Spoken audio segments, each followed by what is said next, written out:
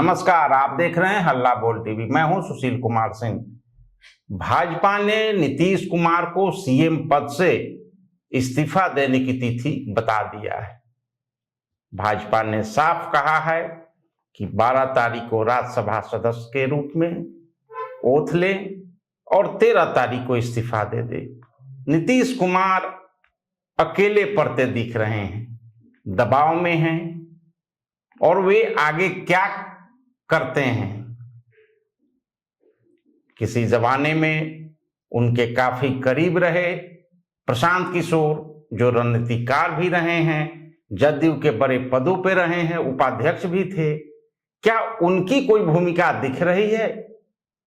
क्या उनके संकट मोचक बन के आते हैं सामने? ये बड़ा प्रश्न है। आइए इस बारे में बात करते हैं जन स्वराज के प्रवक्ता अभिषेक नरेंद्र जी से। नमस्कार। हाँ अभिषेक जी, क्या जन स्वराज की कोई भूमिका है?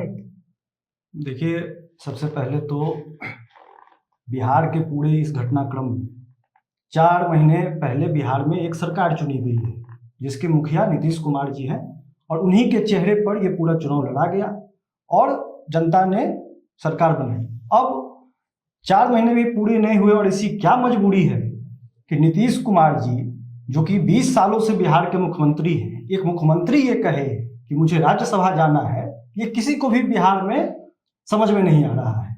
इसके पीछे सीधी सी बात है कि जो भारतीय जनता पार्टी के बारे में कहा जाता है कि भारतीय जनता पार्टी जिसकी उंगली पकड़ के जिस राज्य में जाती है, सबसे पहले वो उसी पार्टी को समाप्त कर देती है। और भारतीय जनता पार्टी के बारे में एक कहावत बहुत प्रचलित है कि ऐसा कोई ठगा नहीं जिसको ऐसा कोई सगा नहीं जिसको भारतीय जनता पार्टी ने ठगा नहीं है। तो बिहार में वही होते हुए दिख रहा है। आप महाराष्ट्र की बात कर लीजिए, वहां पर भी भारतीय जनता पार्टी ने शिवसेना के साथ वही किया, छत्तीसगढ़ में वही किया, महबूबा मुफ्ती के साथ कश्मीर में उन्होंने वही किया।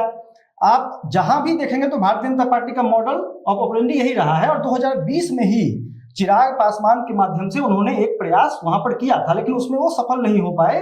तो इस बार जब बिहार में चुनाव समाप्त हो गया है तो नीतीश कुमार की शारीरिक मानसिक स्थिति को देखते हुए, उसका लाभ उठाते हुए भारतीय जनता पार्टी ने नीतीश कुमार को विवश कर दिया कि वो अपनी कुर्सी छोड़ दें और भारतीय जनता पार्टी अपना मुख्यमंत्री अब बिहार में बनाने जा रही है। प्रशांत किशोर जी भाजपा के भी रणनीतिकार रहे हैं और जदयू में भी रहे हैं और साइंस कॉलेज जहां से उनकी शिक्षा दीक्षा हुई है, नीतीश कुमार भी साइंस कॉलेज से पढ़े हैं।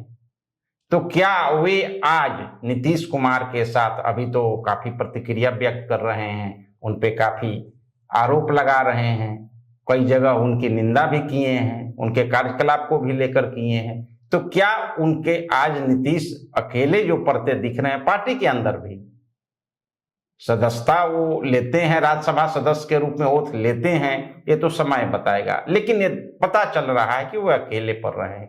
तो क्या प्रशांत किशोर इस बीच उनके साथ आ सकते हैं? नहीं, देखिए, प्रशांत किशोर की इस पूरे प्रकरण में भूमिका की जहां तक बात है तो प्रशांत किशोर जी पिछले 4 साल होने वाले हैं बिहार के सड़कों पर हैं, बिहार के लोगों के मुद्दे को लेकर बिहार में संघर्ष कर रहे हैं। प्रशांत किशोर जी जो काम पहले करते थे, जिसका आप जिक्र कर रहे हैं कि नीतीश कुमार जी के साथ रहे हैं, तो प्रशांत किशोर जी सिर्फ नीतीश कुमार जी के साथ तो रहे नहीं हैं। प्रशांत किशोर जी ने देश के विभिन्न मुख्यमंत्रियों के साथ अलग अलग रूप में काम किया है, वो उनका पहले का काम था। जब प्रशांत किशोर जी 2022 में बिहार आए तो नीतीश कुमार जी ने प्रशांत किशोर जी को उस समय भी कहा था कि आप हमारे साथ आइए और हमारे बाद आप ही हैं। ये बात प्रशांत किशोर जी ने पब्लिकली इस बात को कहा हुआ है। लेकिन चूंकि हमारी लड़ाई जन स्वराज की लड़ाई, प्रशांत किशोर की लड़ाई बिहार में मंत्री बनने की, सत्ता में आने की नहीं है, सत्ता परिवर्तन की लड़ाई नहीं है। हमारी लड़ाई बिहार में आमूलचूल व्यवस्था परिवर्तन की लड़ाई है। और बिहार में व्यवस्था परिवर्तन के लिए अगर फिर से हम नीतीश जी के साथ चले जाएं, फिर से हम भारतीय जनता पार्टी के, यही लोग तो 20 साल से बिहार में सत्ता में है, यही लोग तो बिहार को बर्बाद कर चुके हैं। 15 साल 17 साल आरजेडी ने बर्बाद किया, अब नीतीश कुमार जी 20 साल से बर्बाद कर रहे हैं।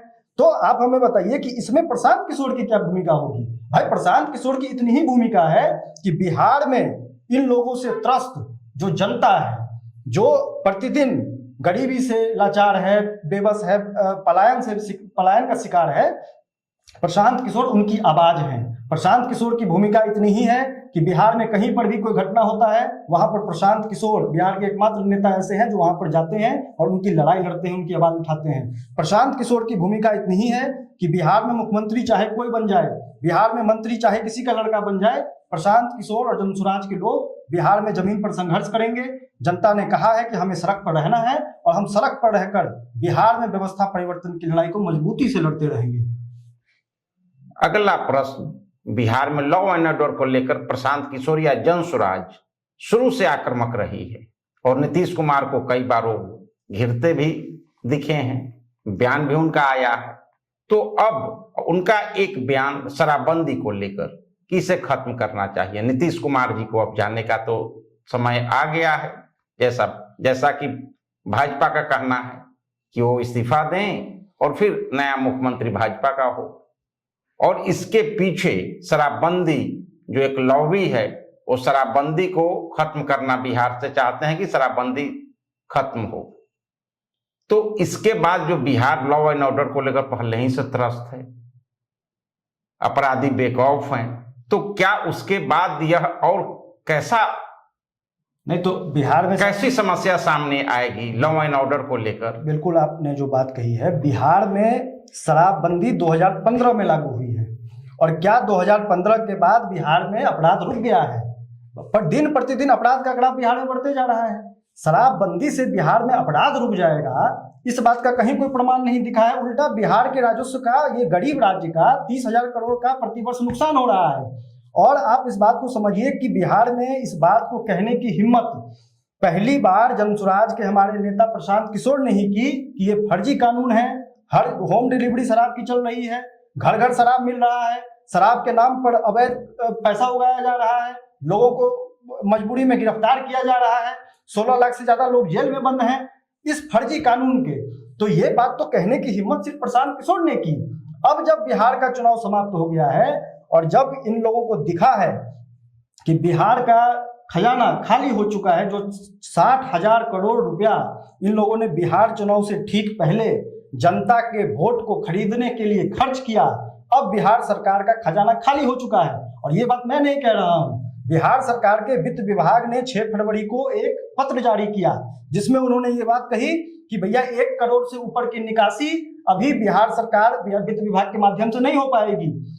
27 फरवरी को फिर वित्त विभाग ने एक पत्र जारी किया और उसमें कहा गया कि आप सिर्फ वेतन और संविदा कर्मियों के मानदेय और पेंशन के अलावा कोई भी राशि अभी बिहार सरकार देने की स्थिति में नहीं है। इसका मतलब बिहार सरकार का खजाना खाली हो चुका है और ऐसी स्थिति में अब इनको शराबबंदी का याद आ रहा है। और विधानसभा सत्र में आपने देखा होगा कि इसी सरकार के, एनडीए सरकार के जितने बड़े नेता हैं, जितने घटक दल के उनके सहयोगी नेता हैं, सबने शराबबंदी को खोलने की, उस पर पुनर्विचार करने की मांग की है। तो ये तो साफ दिख रहा है कि इन लोगों की प्लानिंग नहीं है किसी चीज को लेकर। ये लोग चुनाव से पहले कुछ और बोलते हैं, चुनाव के बाद कुछ और बोल रहे हैं। तो शराबबंदी, जब नीतीश जी यहाँ पर नहीं रहेंगे तो शराबबंदी, तो देखिए ये बिहार एक गरीब राज्य है और इसका सीधा सीधा करोड़ों लाखों करोड़ रुपए का नुकसान शराबबंदी की वजह से हो रहा है। तो ये तो निश्चित तौर पर इसको खोला जाना चाहिए, क्योंकि शराब तो हर जगह मिल ही रही है, लोग परेशान हैं, गरीब परेशान है, और जो काला पैसा शराबबंदी के माध्यम से उगाया जा रहा है वो सीधे सीधे अफसरों, माफिया, शराब माफिया और नेताओं के जेब में जा रहा है। तो इसको तो, ये कानून को तो तुरंत इसको खत्म कर देना चाहिए। अब अगला प्रश्न, इजराइल, अमेरिका और ईरान युद्ध का असर भारत पर सीधा दिख भी रहा है। हम बिहार के लोग भी प्रभावित हो रहे हैं। एलपीजी को लेकर समस्या है, सड़कों पे लोग घूम रहे हैं, सिलेंडर में गैस सिलेंडर, रसोई गैस सिलेंडर की किल्लत है। तो इसमें, इस बारे में आपकी पार्टी क्या सोच रही है और क्या, किस तरह से लोगों को मदद मिले, आपकी क्या राय? देखिए, बहुत स्पष्ट बात है कि चाहे कोरोना के समय में ऑक्सीजन की बात हो, सरकार ने कहा कि भैया ऑक्सीजन से किसी की मौत ही नहीं हुई है। नोटबंदी के समय में नोट के लाइन में लोगों को लगा दिया। उसी तरीके से आज युद्ध के माहौल में अगर एलपीजी की किल्लत हुई है तो इसकी तैयारी करना किसका काम है? लोग, जनता को इससे बचाना, इसकी तैयारी पहले से करके रखना सरकार की जिम्मेदारी है। सरकार तो पहले 1 महीना ये मानने को तैयार ही नहीं थी कि किसी तरह का कोई किल्लत है।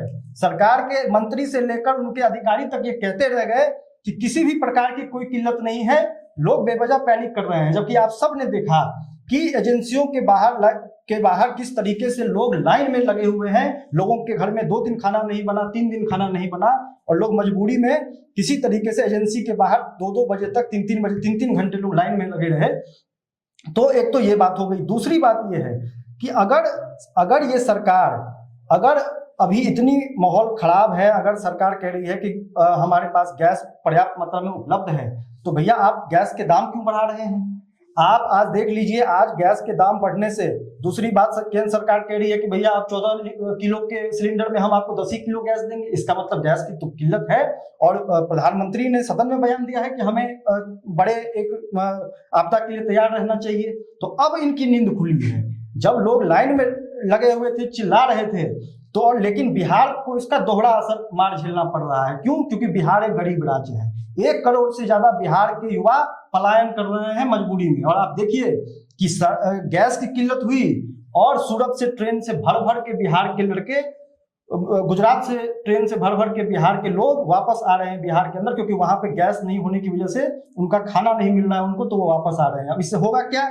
बिहार के अंदर पहले से ही बेरोजगारी चरम सीमा पर है। 1 करोड़ से ऊपर लोग पलायन कर रहे हैं। अगर उसमें से अगर 1/4 लोग भी आ गए, 25 लाख युवा भी वापस आ गए, उनके रोजगार का क्या होगा? उनको रोजगार कौन देगा? इस पर सरकार का कोई बयान नहीं आता है, कोई तैयारी नहीं है। अगर 3,000 रुपए जिसका किचन का बजट था, आज गैस सिलेंडर की जो पर्याप्त मात्रा में उपलब्ध नहीं है, इसकी वजह से आज किचन का बजट 10,000 चला गया है। लोगों के पास रोजगार है नहीं, उसकी तैयारी सरकार की क्या है? सरकार के लोग तो यहाँ पर समृद्धि यात्रा निकालने में लगे हुए हैं। भाई यहाँ पर आपदा आई हुई है और आप समृद्धि यात्रा निकाल रहे हैं। किसकी समृद्धि हुई बिहार में? किसकी समृद्धि हुई है बिहार में? पिछले 20 साल में, 30 साल में बिहार में सिर्फ नेताओं के बच्चों की समृद्धि हुई है, नेताओं के घर की समृद्धि हुई है। बिहार का एक आदमी यहाँ पर रोजगार के लिए भटक रहा है, पलायन करके किसी तरीके से फैक्ट्री में मजदूरी कर रहा है। और हर दिन आप देखिए कि पूरे बिहार में, पूरे भारत में कहीं भी किसी राज्य में कोई घटना होती है, उसमें बिहार का ही कोई ना कोई मजदूर, बिहार का ही परिवार का कोई ना कोई व्यक्ति हताहत होता है, उसकी जान जाती है। उसके पार्थिव शरीर उसका यहाँ पर नहीं आ पाता है, बिहार उसका पार्थिव शरीर नहीं आ पाता है। उसके लिए परिजन संघर्ष करते हैं, पैसा देते हैं, फिर भी पार्थिव शरीर नहीं आता है। इसके लिए सरकार की क्या तैयारी है? सरकार क्यों नहीं मदद करती है? जहां भी प्रशांत किशोर जी जिस जिले में जा रहे हैं, वहां पर लोग कह रहे हैं कि हमारा बच्चे का यहाँ पर मौत हो गया, दुखद घटना हो गई, और अभी तक पार्थिव शरीर नहीं आया है, कोई पूछ नहीं रहा है। तो सरकार का काम यह है कि इन सब चीजों की समस्याओं का समाधान निकाले, इन सब चीजों को लेकर पहले से तैयारी करे, जनता को अवगत कराए। और समृद्धि यात्रा सिर्फ नाम समृद्धि रख लेने से बिहार की जनता का समृद्धि नहीं होगा। समृद्धि तब होगी जब आप लोगों के लिए रोजगार की व्यवस्था करेंगे, समृद्धि तब होगी जब आप लोगों को पलायन से रोकेंगे, समृद्धि तब होगी जब बिहार के घर घर में आप खुशहाली देंगे, तभी तो समृद्धि होगी। ये पूरा कैबिनेट यहाँ पर लगा हुआ है समृद्धि यात्रा निकालने में। 4 महीना पहले चुनाव हुआ है, किस बात की समृद्धि की यात्रा निकाल रहे, किसी को समझ में नहीं आ रहा है।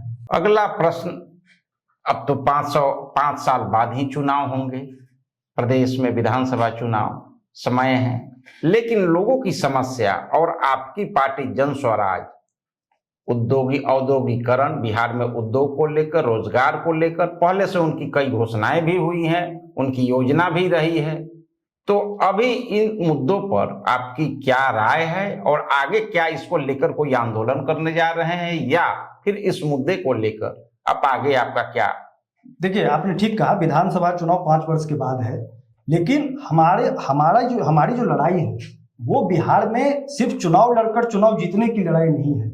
हम चुनाव से पहले भी सड़क पर थे, संघर्ष कर रहे थे, और प्रशांत किशोर जी चुनाव के बाद भी बिहार के जिले जिले में जाकर संघर्ष कर रहे हैं। जहां तक चुनाव का विषय है, तो बिहार में सिर्फ विधानसभा चुनाव की बात नहीं है, अभी बिहार में इसी वर्ष पंचायत चुनाव है। और प्रशांत किशोर जी ने हमेशा से कहा है कि अगर हमें बिहार को बदलना है तो सिर्फ विधायक बदल देने से, मंत्री बदल देने से बिहार नहीं सुधरने वाला है। हमें वार्ड सदस्य से लेकर, मुखिया से लेकर ऊपर तक जब तक चीजें नहीं बदलेंगी, सही लोग चुनकर नहीं आएंगे, तब तक आमूलचूल व्यवस्था परिवर्तन नहीं होगा। तो हमारा पूरा जो 2 काम हम लोग अभी पूरा फोकस कर रहे हैं, रोजगार दिलवाना हमारे हाथ में नहीं है, फैक्ट्री लगवाना हमारे हाथ में नहीं है।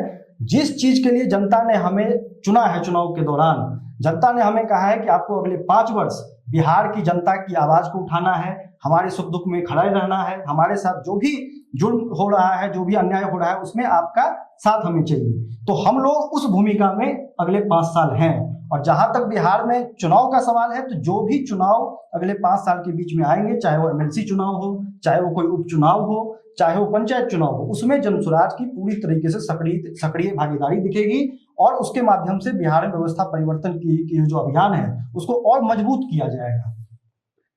तो अभी आपने देखा जनस्वराज के प्रवक्ता अभिषेक नरेंद्र जी बता रहे थे अपनी रणनीति को लेकर, बिहार प्रदेश की हालत को लेकर, और मुख्यमंत्री नीतीश कुमार जो काफी दबाव में हैं और यह उनके लिए परीक्षा की घड़ी है।